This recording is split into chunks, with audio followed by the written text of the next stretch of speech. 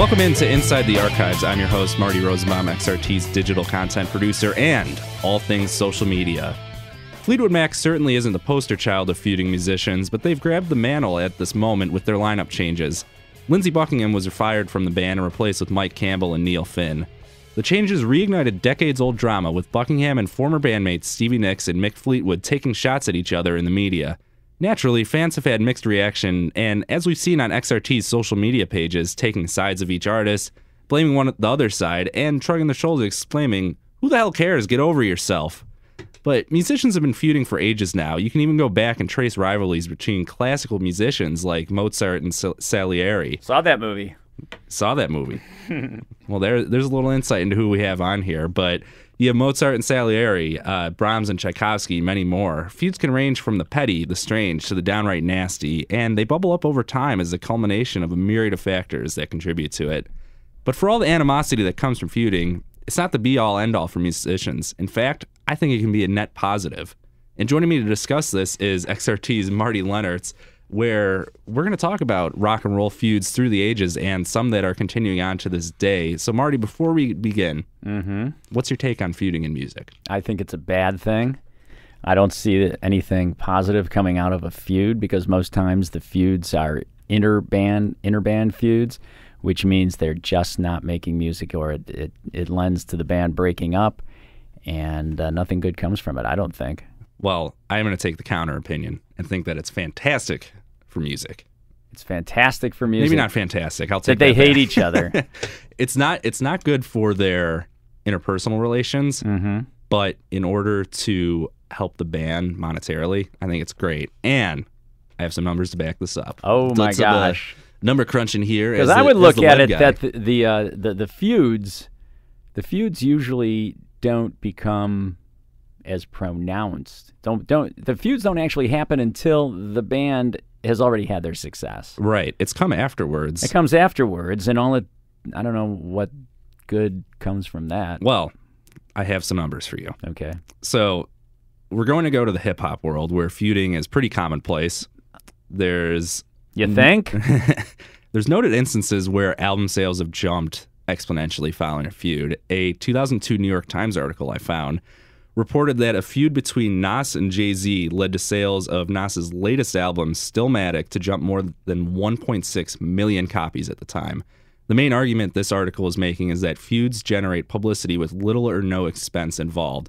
Oftentimes, where recordings of albums, promotion of albums, artists see very little of the money, this can be a cheap, no-cost way to boost recognition of the album and to hear what exactly they have to say about the other person. Gee, do you think these are manufactured feuds? I don't know. Well, similarly, a report from Nielsen indicates that in 2009, the previous 3 albums from Rick Ross saw a 62% total increase in sales, while 50 Cent's previous albums saw a 74% increase in sales following their public feuding with one another. And I don't know if it's them or if this was the New York Times article, but they were referencing 2 artists that, you know what, it was the New York Times article. They were talking about Ja Rule and DMX, who had been feuding with each other over the course of multiple albums, but they're both signed to the same label. So, do they have the same management? They probably do. I don't know off the top of my head, but the point of it being is that these public rivalries saw physical manifestations of album sales. Oh, in the rock and roll world, I don't know if that is the case or not.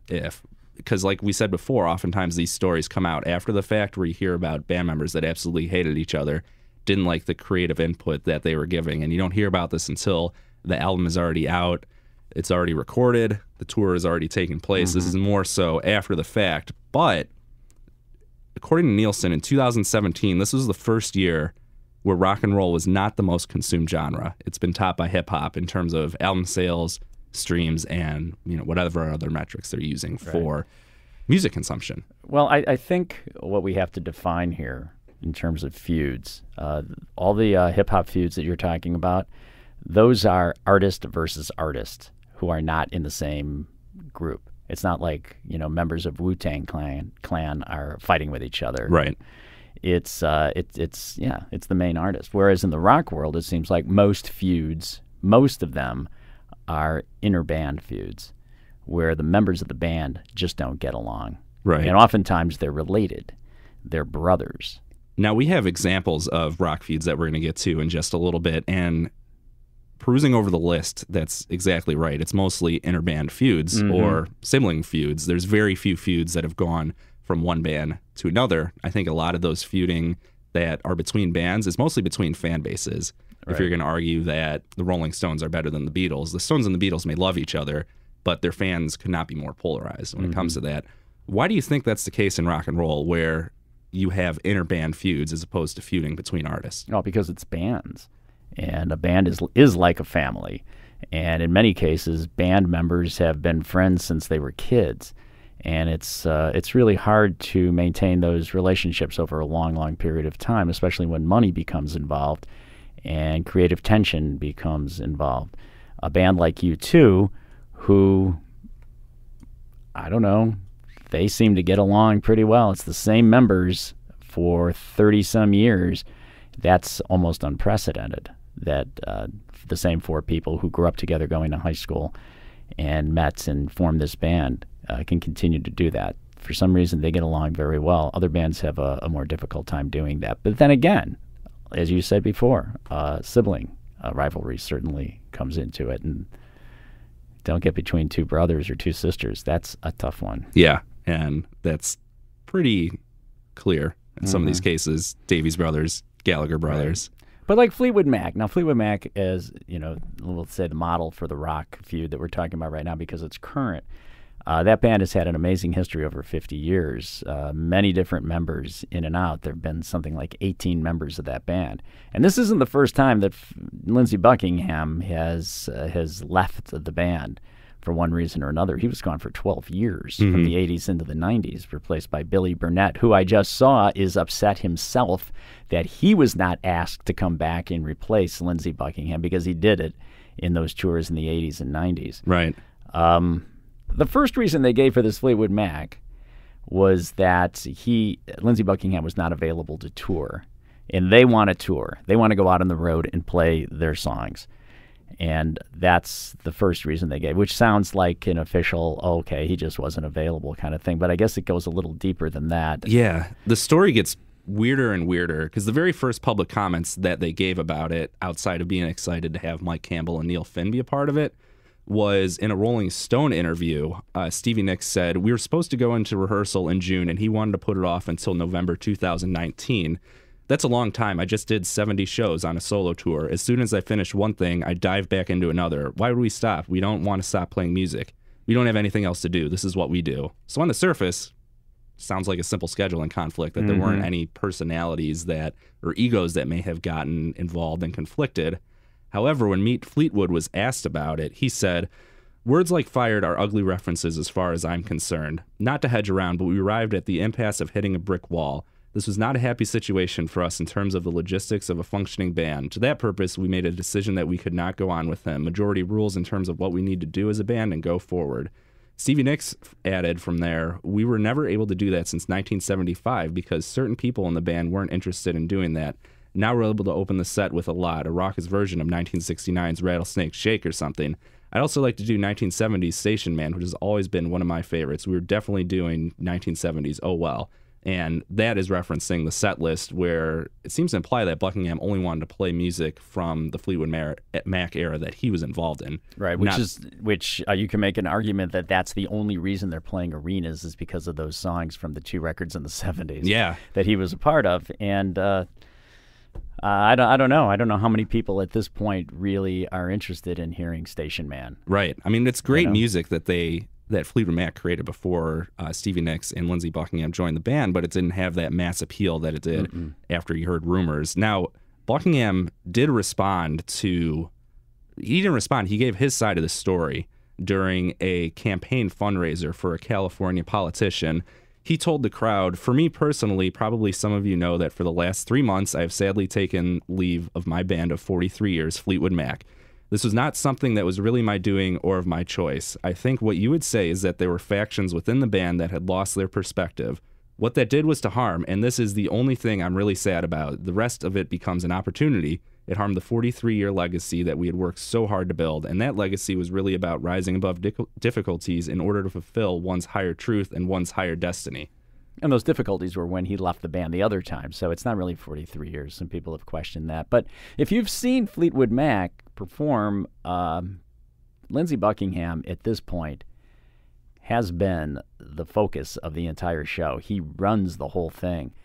Fleetwood and Mac, John McVie and Mick Fleetwood are way in the back. They're the rhythm section, right? And the focus, for the most part, is on Lindsey Buckingham. The last time I saw them play, it was without Christine McVie, so it was him. It was like his show with Fleetwood Mac backing him up for the most part, and Stevie Nicks singing. But then again, he went on tour last year with Christine McVie. They released an album. They toured. That was all fine. Mm-hmm. So I don't know how this all, what it was, but it's kind of cool when you think that Mike Campbell is going to be in the band because he's an incredible guitarist, different kind of guitarist than Lindsey Buckingham.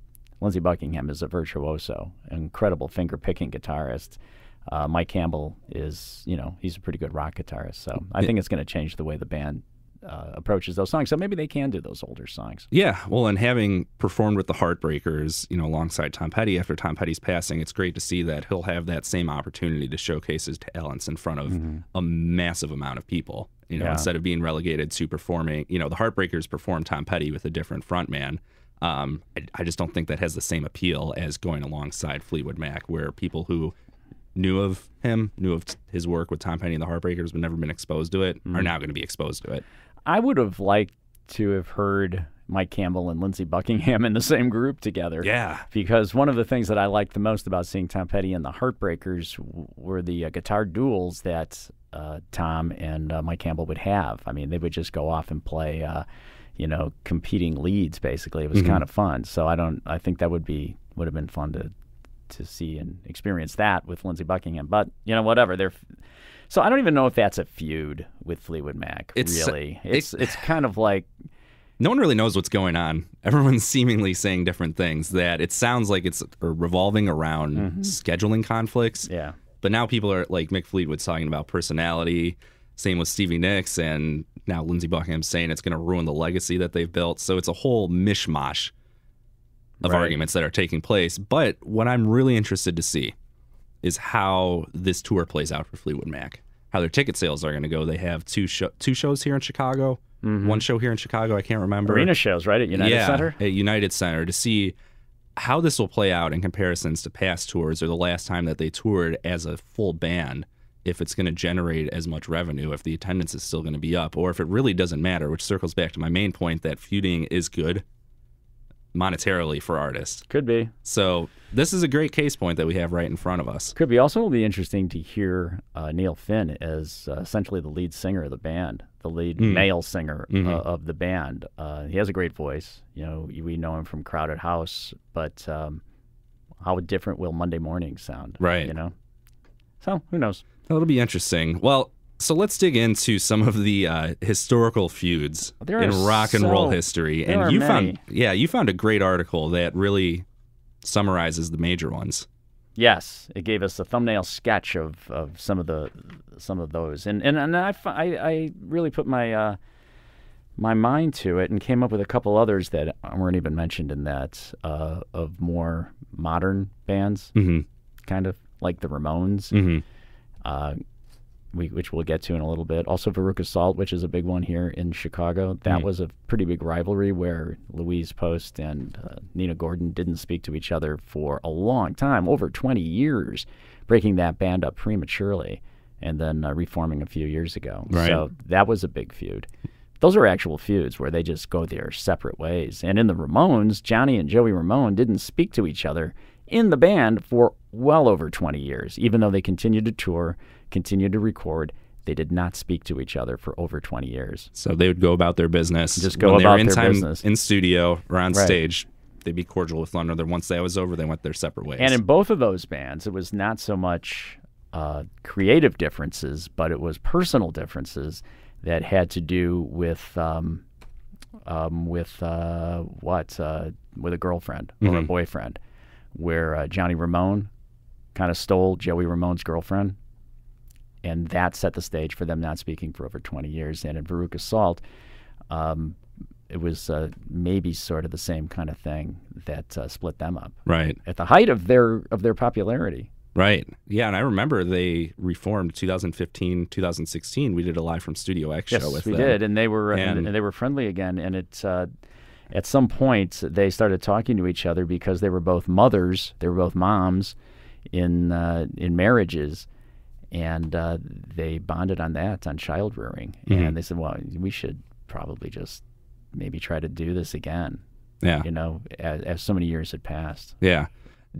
Now, when Veruca Salt reformed, they did go on a tour. Did they release another album after they reformed, or is it just the one? Yeah. Okay.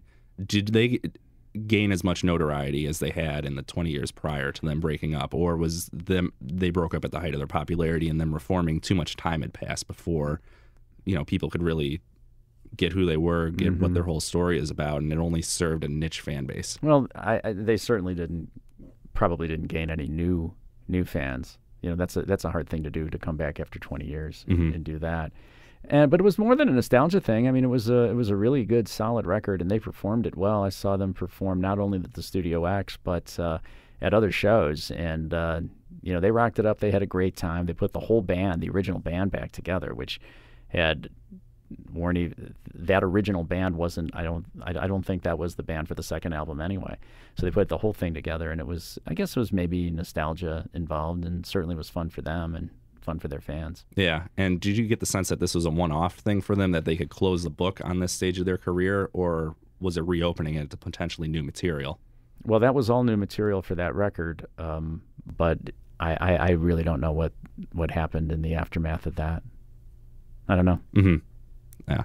Well, so we've seen the personal beefs in this case, but going between inter-band beefs where it's due to creative differences, as we have with John Lennon versus Paul McCartney, Roger Waters versus David Gilmour in Pink Floyd, the common theme between all this is that time seemingly heals all wounds, but it can get kind of nasty in the moment. Going to David Gilmour and Roger Waters, in a Rolling Stone article, the one that we were referencing, portraying music's 30 fiercest feuds and beefs, it gave a pretty nasty account of Roger Waters. Said that he forced his way to become the central figure of the band, and in 1987, Gilmour told that to Rolling Stone, before adding, "There was no point in Gilmour, Mason, or Wright trying to write lyrics because they'll never be as good as mine. Gilmour lyrics are very third-rate." Do you see any feuding like that, any harsh comments like that affecting the creative output of bands in a positive manner? Or does it demise everything? Well, all it did was essentially break that band up. I mean, Pink Floyd did continue to tour because David Gilmour was able to maintain legal rights to the name Pink Floyd for some reason. I think that was a court decision. But Roger Waters, I mean, come on. He's pretty much the creative force of that band, and in their heyday, in the great Pink Floyd records, those are all essentially Roger Waters' love letters to Syd Barrett for the most part.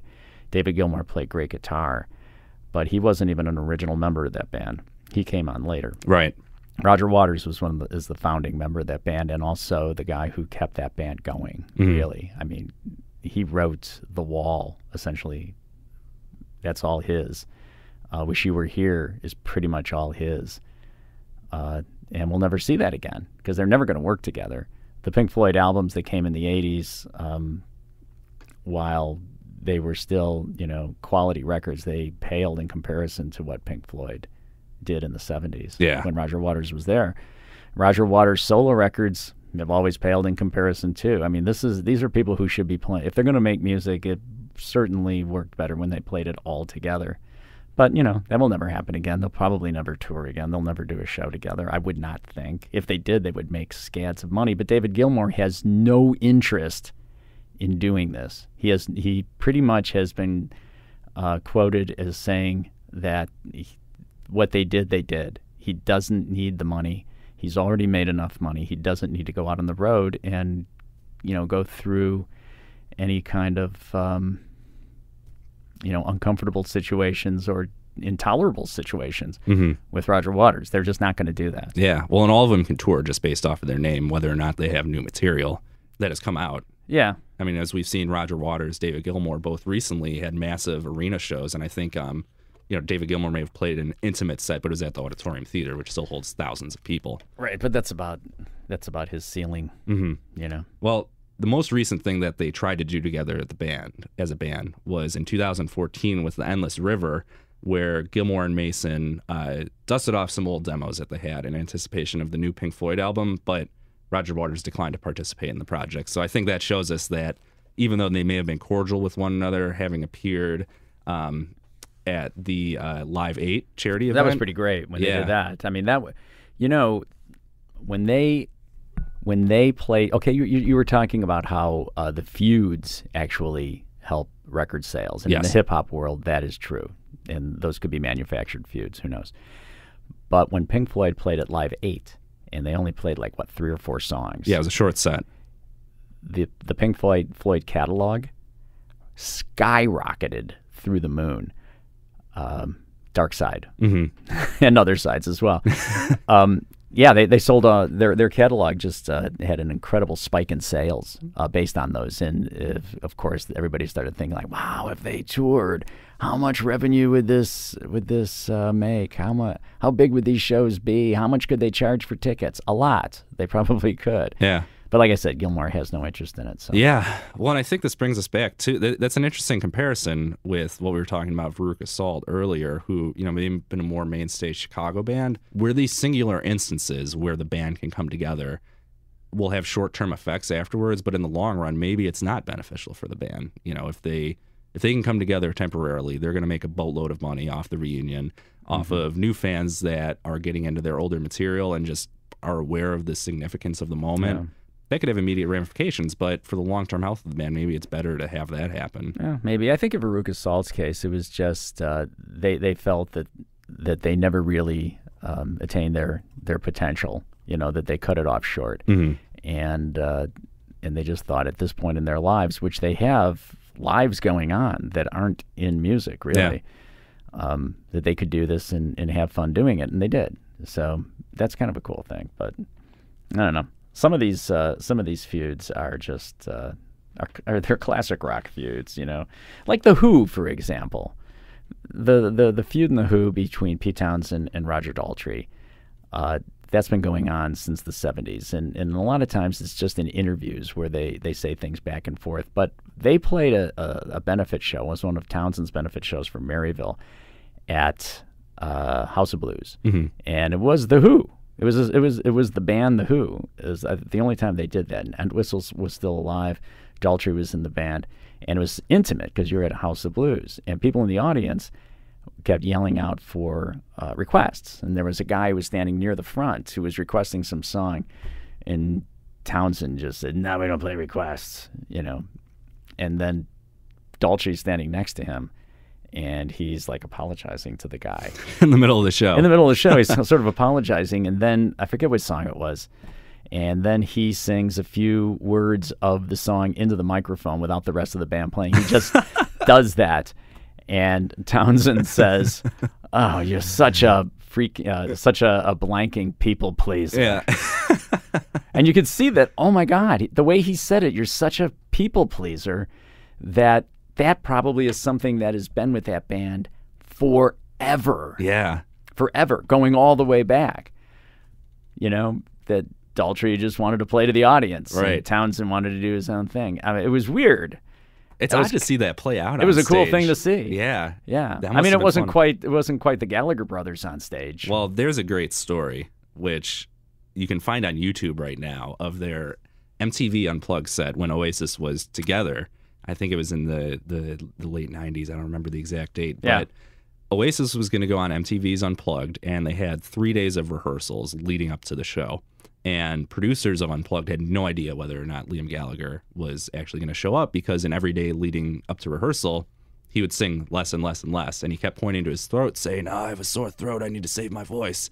And the band said that they saw Gallagher out and about, hitting up the town, boozing it up, just having a grand old time. And no one really knew what was going on. And Oasis is already known for their unpredictable tendencies as it was. Well, the day the show came, Liam Gallagher walks out with the band. They play their first song, and afterwards he just leaves the stage. Doesn't want anything to do with it. Says, "Noel, you're in charge. Sing the rest of the songs."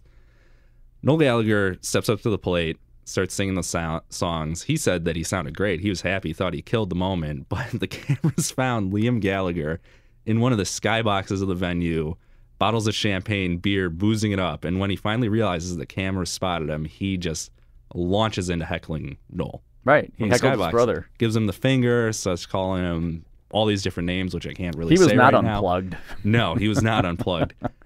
That stuff, is hilarious. Great entertainment fodder. Great gossip just to chat about. And it was a very unique spectacle. But unlike the other ones, those are sibling rivalries where that stuff, whatever personal differences they had, plays out in any form. They've had fistfights on stage. Oasis, where they actually have physical altercations with each other. That's crazy. Yeah. And there was one case where a fight broke out between the two of them, and then they started singing again, but then Liam took his tambourine and whipped it at Noel's head. But, Liam Gallagher, you never know what he's going to do at Lollapalooza. He stopped playing, and there was no Noel there. There was no Noel there to react against. He just reacted against whatever is going on in his head. He's crazy. Here's my thing with them. That spectacle and the potential that something absolutely insane is going to happen is reason enough for me to purchase a ticket to the show. Just to see what might happen. I mean, it's I'm not the biggest Oasis fan. They're never going to play again together. But That's never going to happen. But even Liam Gallagher by himself. Yeah, you don't know the unpredictable. I don't want to go to a show where I know the guy's going to quit after 15 minutes. He did the same thing at Park West that same weekend last year. He didn't finish that show either. Nothing. No. So why even do this? And Noel Gallagher says that the saddest thing about this is that we'll never hear these Oasis songs performed by the band again. Well, reportedly around Christmas time last year, Liam Gallagher and Noel Gallagher were in a brief truce with one another. Because they had to go home for Christmas? They had to go to their mom's house. Yeah, and their mom probably said, either of you act up, you're out of the house. I don't want to see you again, or whatever it was. But they apparently reached a truce that was naturally short-lived. Liam Gallagher went on a Twitter rampage saying that he asked members of Oasis for a reunion, but they weren't up to it. Whether or not that's true, I can't remember if other members of the band responded. With it? Yeah, I don't blame What's him. the deal with those guys? Then he went on just to slam Noel. I guess Noel said that, I don't know exactly what he said, but Liam tweeted, "As for it being undignified to play stadiums at 50, it's a lot more undignified to be supporting the undignified in stadiums like Red Hot Chili Peppers and U2, who Noel Gallagher's High Flying Birds was opening up for in the European tour. He had a lot of things to say about U2. And he added, "I've been stealing his thunder since the day I was born." Well, that folds pretty well right into the Kinks, Dave and Ray Davies. They've had this feud that's been going on, I'm sure, since they were children. Oh, yeah. And a lot of it has to do with basic, standard Cain and Abel brother-sibling rivalry, where Ray is older and has always treated Dave as not insignificant, but certainly not on his plane, not on his level. Yeah, it's been going on for 50 years, well over that. Dave had a great quote. He said, "I think Ray has been happy for only 3 years in his life, and those were the 3 years before I was born." Yeah, I saw that. That was a good one.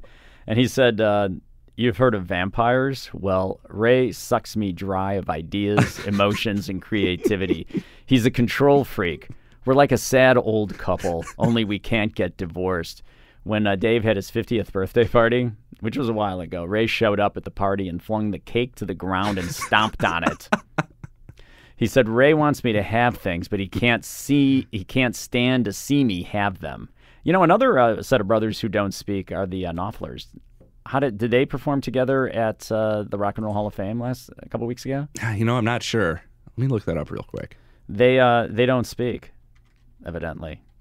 We're gonna have some brief Googling here. Pardon me. But in the Kinks, it's all about Ray. Right. Well, wasn't that an album? It's all about Ray. It's all about Ray. Oh no, it's a shame about Ray. Here's another great story from the Davies brothers. So in 2004, Dave suffered a serious stroke, and Ray invited Dave to stay at his home, to take care of him, to be together in a time of need when things could head south really, really quickly. However, their sibling rivalry got rejuvenated with him saying, I was still ill in bed and could barely move, but he started saying, I'm sick, I'm sick. He was screaming in pain from his stomach. A medical examination revealed nothing out of the ordinary. He just wanted attention, said Dave. Yeah, he's an attention grabber, according to Dave. And also what upsets Dave a lot is the riff from You Really Got Me, which the legend has it that Dave took a screwdriver and destroyed the speaker in the amp, which gave that guitar sound, the distortion. Whereas now Ray in one-man shows takes credit for it, says that he did that.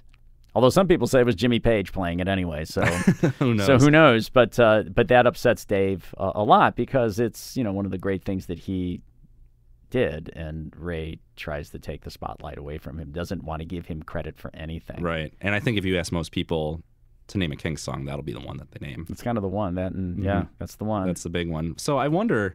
These feuds between them, are well documented. The Gallagher brothers, it's apparent on social media that Liam does not give two flying craps what he posts about his brother or really about anyone else. Right. I really would love to see how that impacts, their album sales or ticket sales to the show. I don't know. If that really does anything to help the artists, or if this is really just unnecessary in 2018, because a lot of these are, from classic rock artists, people that have cultivated a long relationship with one another outside of the Gallagher brothers. The most recent feud that has been this well documented has been Jack White and the Black Keys, which was like a fakey feud. It was dismissed, and it's a fakey feud. They all made up on that. And I recall when Jack White did his first little screed, his little rant about how Dan Auerbach came to Nashville and wanted to have his career, two-person band, comes to Nashville, opens a studio. Why is he doing everything that we do? I hear his songs in commercials, and they say that it's, he's for selling out and all that stuff.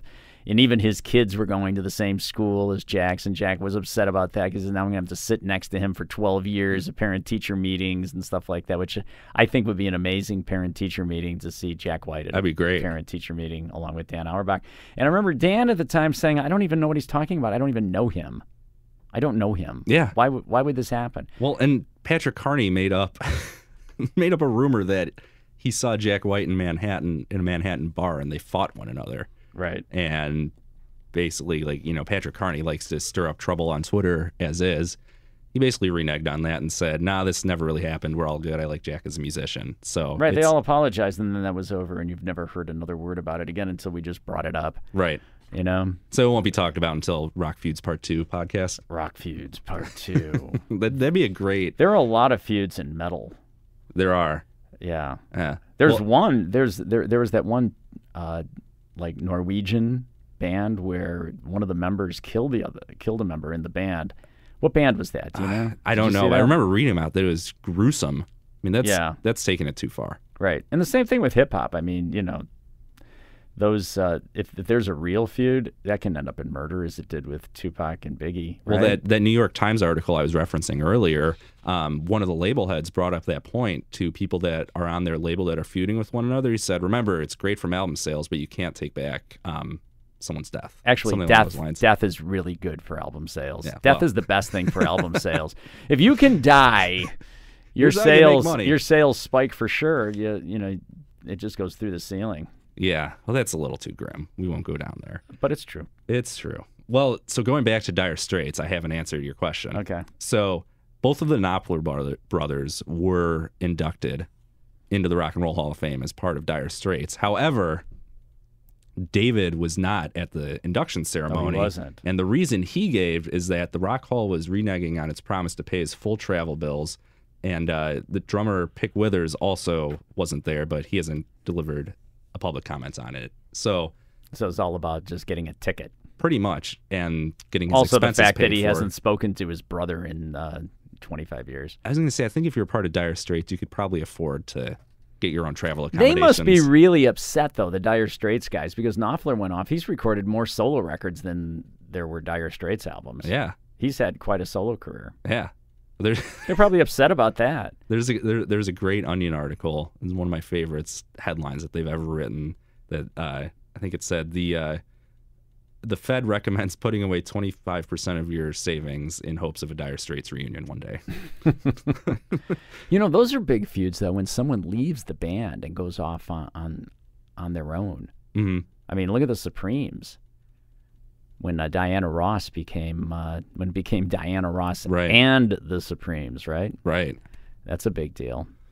Yeah. Or John Frusciante leaving the Red Hot Chili Peppers more recently with Josh Klinghoffer replacing him. That was a pretty big deal for Chili Peppers fans because you had people who have known nothing but John Frusciante as the Chili Peppers guitarist. Right. And he's contributed to some of their most iconic work, and he up and leaves to pursue his own material and hasn't really been heard from since. You see people online who will just completely crap all over anything they do simply because he's not in the band anymore. And by all accounts, they seem to be cordial. They haven't commented publicly on it, so there could be some stuff going on, but they're taking the high road and not dragging each other down in the mud with everything. Right. Well, a band only has a short time to make really great records, and even the best of them all did it in a small span of time, and then you just keep doing it and keep playing and playing and playing. The Rolling Stones have had feuds over the years. Oh, yeah. Between Mick and Keith.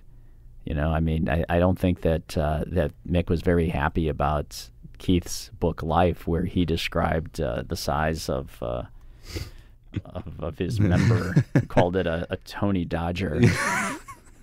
A Tony Dodger. Well, there's another great feud involving Keith Richards and Elton John. That's the weirdest This thing. was the funniest one that I read on here. That's a weird one. Once again, if you're listening and want to look this up for your own, it's called Music's 30 Fiercest Feuds and Beefs, found on Rolling Stone. So Elton John and Keith Richards had a feud with one another in a 1975 Rolling Stones concert in Fort Collins, Colorado. The band brought out Elton John on stage to perform a song with them. Mm-hmm. John stayed on stage for 10 total songs. 10 songs. He took over the whole set. What was he thinking? I mean, it's Elton John. He can get away with it, but you gotta know you're invading the other artist's space at that point. I don't know. Maybe it was a night thing between him and Mick. Who knows? That's true. How about the feud with Simon and Garfunkel? Yeah. That one is incredible. Paul Simon has not treated him very well. No. They hate Get each other. this, their feud goes back to 1957, before they were Simon and Garfunkel, when Garfunkel decided to go to school, focus on his academic career, and Simon inked a solo side deal, a record deal, on his own. And Garfunkel took it as a serious betrayal when he learned of his musical partner's extracurricular endeavors, and the incident would be a sore point for the decades to come. That's an understatement. And even if when they gained global fame as Simon and Garfunkel in the mid-'60s, those long-held resentments made that union a ticking time bomb.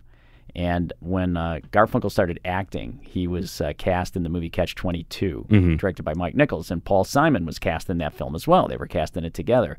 But Paul Simon, I guess, wasn't acting very well, or for some reason his part was nixed, and Garfunkel decided to continue doing it, and the filming took a year, and they couldn't tour, they couldn't do anything, and Simon was frustrated by it.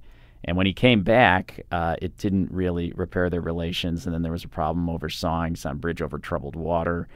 And then once they went into the Rock and Roll Hall of Fame, it still was alive on stage, where Garfunkel started off sincerely saying, "I want to thank most of all the person who has most enriched my life by putting these great songs through me, my friend Paul." And Simon came back and quipped, "It's true, I have enriched his life quite a bit, now that I think about it. Arthur and I agree about almost nothing, but yes, it's true that I have enriched his life." That's incredible. Yeah. You know what's even crazier is that feud started in 1957, and they were able to write their most iconic work while all this was going on. Yeah, well, I guess Paul needed that high voice to sing some of those songs. Yeah. Wow. Yeah, I know, it's crazy, right? Oh, That Ramones feud, too, is very bizarre. I was so surprised when I found that out, that they had not spoken to each other during most of their career as a band. How do That's you do incredible. that? How do you do that? I mean, even think about the songwriting process of, whoever it is presenting an idea to the band, and each band differs with the level of ego involved as to whether or not they can actually give input, but just someone saying, I like the way this sounds, how about we do this here, that there was no communication like that. Right. I think Johnny Ramone was a tough guy. He was a tough guy, and a tough guy to be friends with, but a huge baseball fan. Yeah? Big baseball fan. Did that feud ever get resolved? No, everybody's dead. They all died. The whole band is dead. They all died. I mean, I know that, but they all took it to their grave. No, they took fighting it to the grave. one another. Took it to the grave. That's a shame. Yeah. That's a shame. Yeah, I know. There's a laundry list that we could go on for the rest of the day, but we won't waste your time with that. We're not going to talk about Lil' Kim and Foxy Brown? Maybe we'll save that for part 2. Okay. Part 2 of the podcast. So what have we resolved anything here? These are just... I think you supported my argument when you said that Pink Floyd's record sales went up following their 2005 performance at Live 8. That was when they reformed, not when they broke up. See, I gotta do some more research. Admittedly, I focused a lot on the hip hop data, where it did provide that concrete info saying there was the increase in sales. I didn't find much information in the way of rock and roll. So this is just purely perception, not fact based. Call me an idiot. Whatever you'd like, I can take it. But the funny thing about rock and roll these days, especially in indie rock, is everybody is so nice and everybody just gets along, and those bands, pretty much do well. Yeah, well, that's not a lot of those big ego fights. That's what we talked about in one of the last podcasts we did together, where we talked about interviewing different artists, and you mentioned how that's evolved over the years, where bands are much more cordial with one another, cordial with the media. Why do you think we don't hear about as many feuds in rock and roll as we have in years past? Probably because the egos aren't quite as huge. I don't know. They all kind of need each other to survive. It's a rough industry. I don't know how well U2 gets along together, but going back to that, we were talking about it earlier. They really seem to. They may go their separate ways after a show, but they're still able to have enough love for each other to be creative together. Bono's got to be difficult to deal with on a regular basis. But I think what keeps that band together is Larry Mullen. That's his band. You forget about that. It's kind of, U2 is his band. It's always like, oh, Bono's coming to town. The reason that band is still together is Larry Mullen. He started it. They hired Bono after they had already been together. He's the heart and soul of that band, without a doubt. Yeah. Well, hopefully we don't run into money issues with them in the near future, because that'd be a shame. Or really any of these bands we're talking about, if the drama overtakes the desire to create music and to perform and to really have them do what they want to do, and that's perform music, and why they got into it in the first place. Well, maybe it's also because, as you said, rock has been somewhat diminished in terms of record sales and the big stars of rock and all that. It's not like it was in the past, with the gigantic egos. Right. And I'm wondering, and this is a whole separate discussion, if that's good for rock and roll in the future, because everyone talks about, I shouldn't say everyone talks about, but you see a lot of articles talking about the demise of rock and roll, how rock and roll is dead, which has been a quip that's been going on for a long time now. Is feuding good for rock and roll ultimately? Is it something that can help restore relevancy and get that name recognition where someone's scrolling across Twitter or Facebook and saying, oh, St. Vincent said what? What you doing? Or is that ultimately going to hurt them? I battle with that. I wonder if that really is going to be that a other net stuff positive. That other stuff is just gossip. Yeah. I think. Yeah. I don't know. When are the national? When are all those brothers going to start fighting each other? Like, it would just break out into a brawl on stage. Brother versus brother versus brother versus brother. The 6-man tag team. Yeah, right? I don't know. Well, it remains to be seen, but it's an interesting time, and I think the thing I learned going through all this is that a lot of these are feuds that have been settled in the past. It was a different time and era when this took place. Right, and also reading about things that happened 40 years ago. So how has that myth and that when have those stories just turned into legend? Right. You know what I mean? I think that adds. I mean, that's kind of what we're doing. We're passing down stories. Yeah. And really, the biggest feud of all time in show business had to be Jerry Lewis and Dean Martin anyway. Oh, yeah. They didn't speak for like 40 years. Yeah.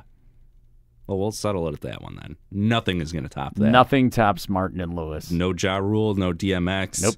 No Nope. Liam, no Noel. Nope. Nothing will top that. Nothing tops Jerry and Dean. Well, Marty, we've been talking for almost 45 minutes about this, and we haven't come up with a resolution. Well, it's not for us to come up with a resolution. It's for them to resolve their differences, not us. We can only talk about it. Well, with that being said, we'll leave it to the artist. Marty, thanks so much for joining me today. My pleasure.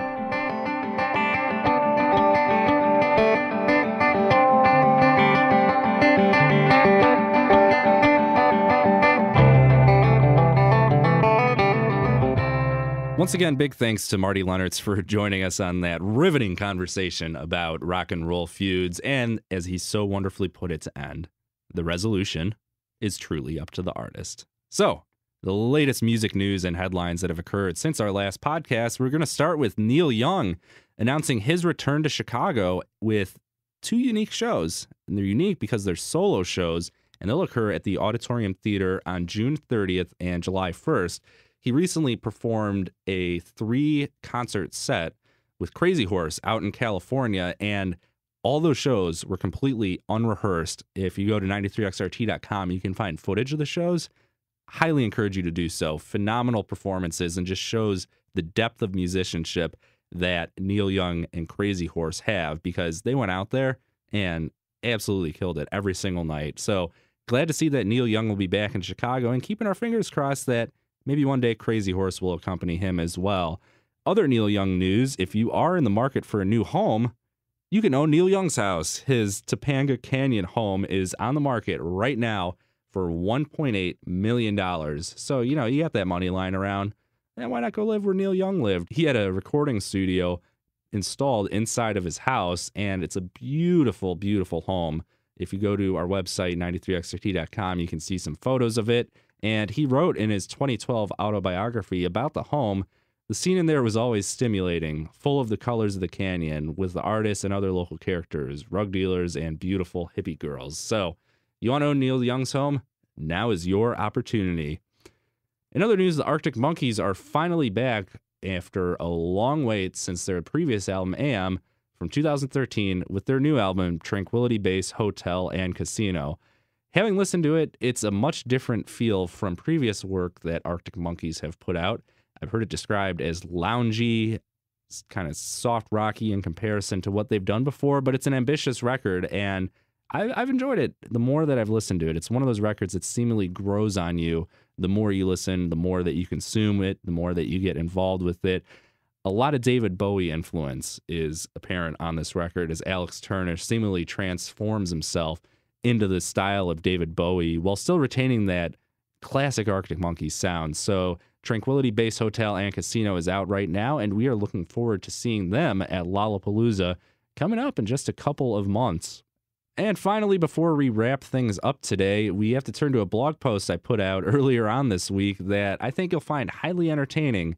I surveyed XRT DJs on what the first album they purchased with their own money was, and I got some excellent responses. And this is a trip down memory lane for a lot of Chicagoans, as a lot of our DJs went to record stores of years past, whose names you'll surely recognize, to pick up some great albums. So head to 93xrt.com. That's on our homepage right now. But given a brief overview of it, you can see that Terry Hemmert's first single she bought was Elvis's Heartbreak Hotel. Mary Dixon, she got Sean Cassidy's first record on vinyl. Lynn Bramer's was the Blue Magoo single, You Ain't Seen Nothing Yet, from Woolworth's 45 single bin. We have Ryan Arnold, whose first CD was the soundtrack to the film La Bamba, bought at the Sound Warehouse in Woodridge, Illinois. Emma Max was Under the Table and Dreaming by Dave Matthews Band on CD. And there's plenty of more excellent stories from other XRT DJs about the very first record that they bought and purchased with their own money. You can find plenty of other great stories about records that XRT DJs bought with their own money right now on 93xrt.com.